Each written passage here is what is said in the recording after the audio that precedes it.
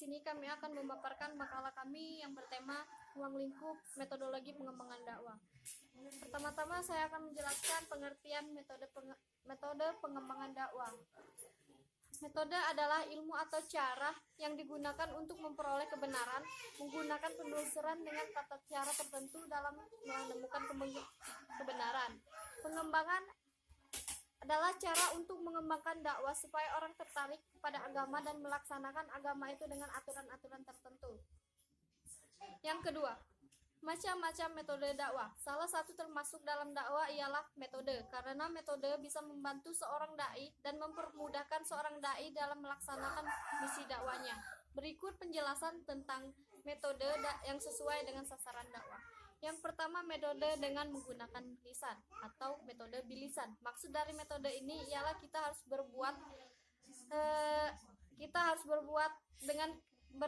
dengan menggunakan kata-kata yang lemah lembut, tidak kasar, bahkan bukan kata-kata yang menyakiti. Contoh dalam ceramah majelis taklim. Yang kedua, metode bil hikmah. Metode ini yakni menyampaikan dakwah dengan arif bijaksana, yaitu melakukan pendekatan sedemikian rupa sehingga objek dakwah mampu melaksanakan dakwah atas maunya sendiri tanpa paksaan. Kemudian metode bil mau'izah hasanah, yakni metode ini digunakan untuk menyeru dan mendakwai orang-orang awam, yaitu orang-orang yang belum dapat berpikir secara kritis atau ilmunya masih rendah. Contoh, kita itu memberi ceramah kepada orang-orang awam tentang hukum-hukum muamalah. Kemudian menggunakan metode bilatihiyah ahsan, yaitu menggunakan metode ini adalah menggunakan debat yang terbaik. Pada penafsiran yang lebih terperinci akan didapati perbedaan di kalangan musafir. Contoh, ulama itu berdiskusi membahas masalah yang kurang jelas hukumnya. Kemudian menggunakan metode qaulan layyinan adalah salah satu metode dakwah yang tujuan utamanya untuk mengajak orang lain pada kebenaran, bukan untuk memaksa dan unjuk kekuasaan. Contoh, pada kisah Nabi Musa, ia berdakwah dan menghadapi Fir'aun dengan kata-kata lemah lembut. Kemudian metode qaulan sadidan, kata-kata yang jelas. Berkaitan dengan qaulan sadidan, ada banyak penafsiran, antara lain pendekatan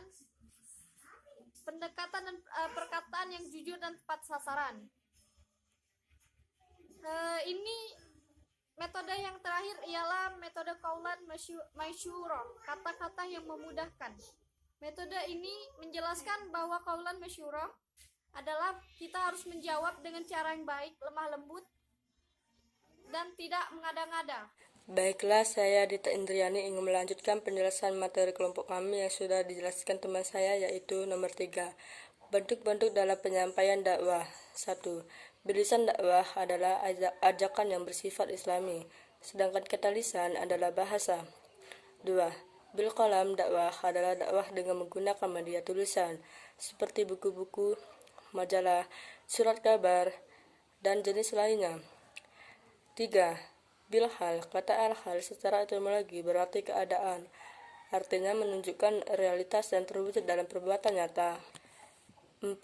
Sumber metode dakwah. A. Al-Quran terdapat banyak ayat yang berhubungan dengan kisah para rasul dalam menghadapi umatnya. Begitu juga ayat-ayat yang ditunjukkan kepada Nabi Muhammad SAW dalam melancarkan dakwah Islam. B. Sunnah Rasul. Banyak ditemukan hadis yang berkaitan dengan dakwah serta metodenya. C. Sejarah hidup para sahabat besar dan para tabi'in cukup memberikan contoh yang berguna bagi juru dakwah. D. Pendapat para ahli adalah mufasir, muhaditsin, dan fuqaha. Fuqaha adalah orang yang ahli dalam menggali hukum Islam dari sumber-sumber atau dalil-dalil syariat Islam.